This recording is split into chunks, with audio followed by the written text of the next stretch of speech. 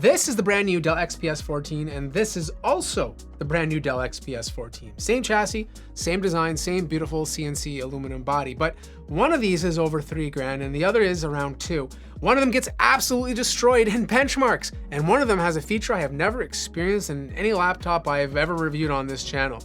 And I'm gonna get into that, but first, the obvious question is, at these prices, are either of these actually worth buying? Because there's a lot of competition in this category, and spoiler, that's where things can get kind of spicy. The CNC aluminum chassis, you pick it up, it feels expensive. It feels like a finished product, and it's light. The OLED model is only 3 pounds. The LCD version is 3.05. For a 14-inch laptop with this kind of build quality is impressive. The port situation though, that's a bit of a letdown, especially for $2,000+. You only get 2 Thunderbolt 4 ports on the left-hand side, and then on the right, you get another Thunderbolt 4 port plus a combo audio jack. That's it. No USB-A, no SD card slot, no HDMI. Like if you're a creator, you're back to living the dongle life. Everything feels rock solid, like you can easily open it up with one hand. There's a bit of wobble on the display, but it's nothing terrible. Not as tight as a MacBook or a Razer, but better than most laptops out there. The hinges are smooth, but honestly, it just feels like a premium product from top to bottom. Now, the keyboard, I want to love it, and I almost do, because the layout is absolutely gorgeous. The backlighting is clean, the actuation is satisfying, and the keys themselves feel premium. But, and this is the real but, I make way more typos on this keyboard than I do on the Lenovo Slim 7i Ultra, the MacBook Pro, or the MacBook Air.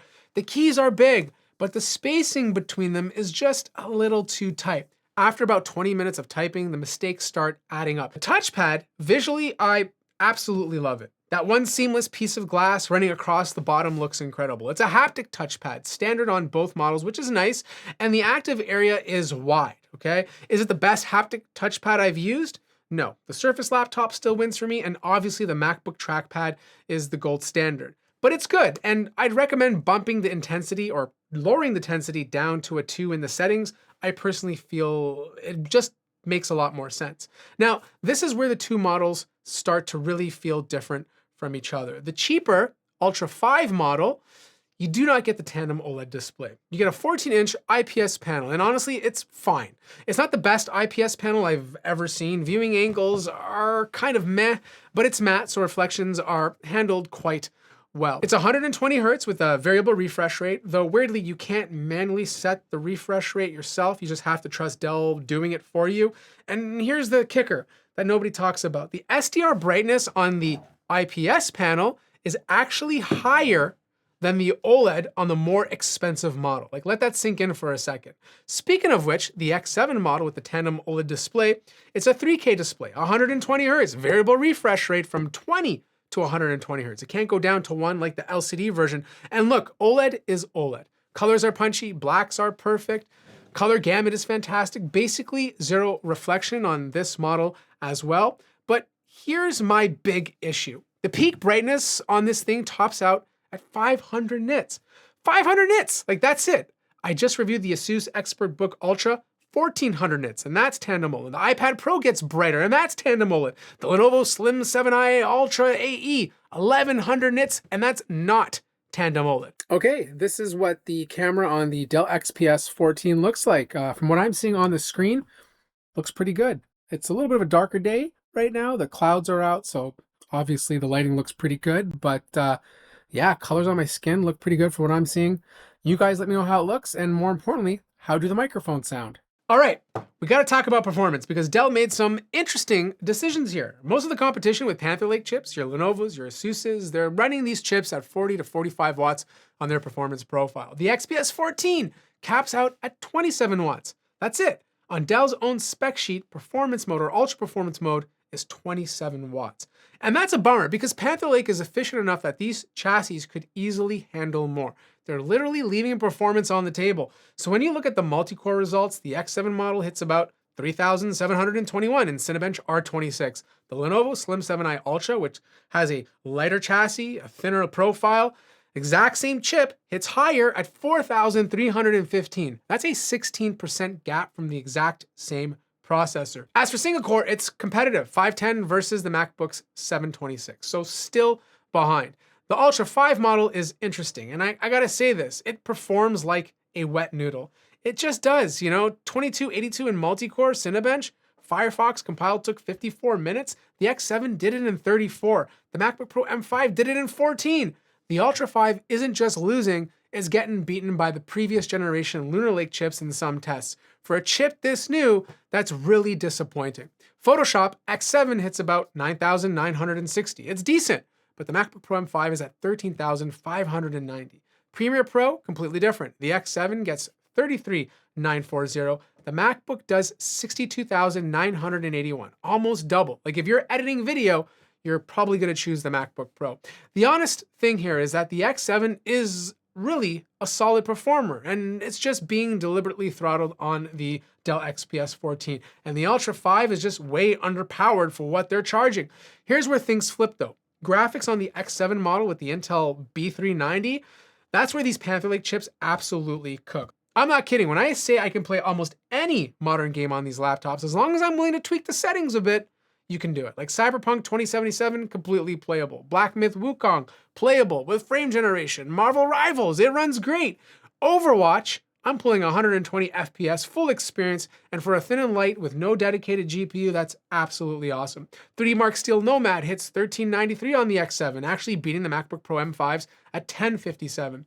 But then there's one thing. The Ultra 5 model, it's using Intel graphics, not Intel Arc or Intel B390, just Intel graphics with like 4 graphic cores, Steel Nomad, 432. That's worse than the previous generation, which is crazy to me. So you're paying $2,000 for graphics that got beaten by chips that are over a year old. The gap between these two laptops on graphics is generally massive.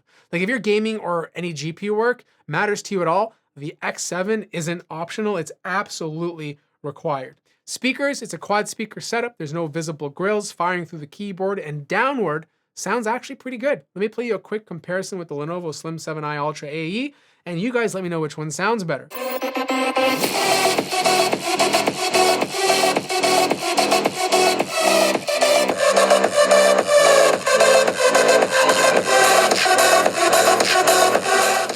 Fan noise. Both laptops hit around 44 to 46 decibels on ultra performance. Not gaming laptop loud, but you're gonna hear them. The interesting part is the tone of the fans. They sound a little hollow, kind of like a kettle starting to boil. There's no whine, there's no whistling, just a slightly unusual fan signature. Drop to optimize or quiet mode and it obviously disappears. For everyday work, typing, browsing, video calls, being in class, you're not gonna hear them. Now, remember at the start, when I said one of these laptops has a feature I have never seen before? Well, here we go. Battery life on the X7 model is 15 hours and 33 minutes. It's good. That's a full workday. Completely respectable.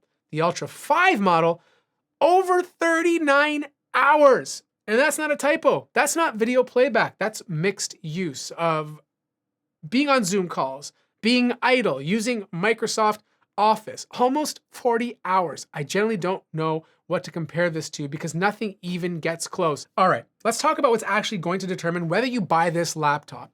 And it's really going to be the price this time. The X7 model, fully spec, tandem OLED, 32 gigabytes of RAM is over $3,000. The Ultra 5 is around $2,069. And I want to be fair to Dell here. This is an industry-wide problem. The Panther Lake X series of chips, X9, X7, are expensive for Intel to produce. Supply is limited, and most competitors don't even have their X7 versions available yet. Dell got inventory first, they should get some credit for that. But, and you knew there was a but, at $3,000, I can literally walk over to Apple, buy a MacBook Pro with M5 Pro chip, max it out with 64 gigabytes of RAM, and still pay less than this XPS 14. And that MacBook will give me better performance, a brighter display, better speakers, more ports, and arguably better keyboard. Now, if you go with the Ultra 5 at $2,069, you can get a base MacBook Pro M5 Pro, the slightly weaker chip of the Pro, with more RAM for the same price. Or any number of really excellent Windows laptops for hundreds less that also have a dedicated GPU. The price to performance ratio just isn't there. If you're a hardcore Windows user, you love the design and battery life is your #1 priority, the Ultra 5 makes a weird kind of sense. Nothing else touches 39 hours. If you need real-world performance and an OLED display and a thin and light Windows laptop, the X7 is gorgeous, but you're paying a premium for the privilege. Look, I love these laptops, I genuinely do. The design is one of Dell's best efforts ever. The OLED is beautiful, even with the brightness compromise. The build quality is fantastic. But the pricing across the entire X7, X9 Panther Lake category right now is just rough. It's not Dell's fault alone. Component costs are up, supply is constrained. Apple has cushion, the rest of the industry doesn't have. And this is just the moment we're in right now. If you want my honest take, I'd wait. Especially if you're looking at a Panther Lake laptop, wait for prices to settle, wait for more competition to ship their X7 models, wait for sales. These are great laptops at the wrong price. Now, if you have any questions, drop them in the comment section down below. If you like the video, hit the like button. If you're new to the channel, subscribe, and I'll see you guys in the next one.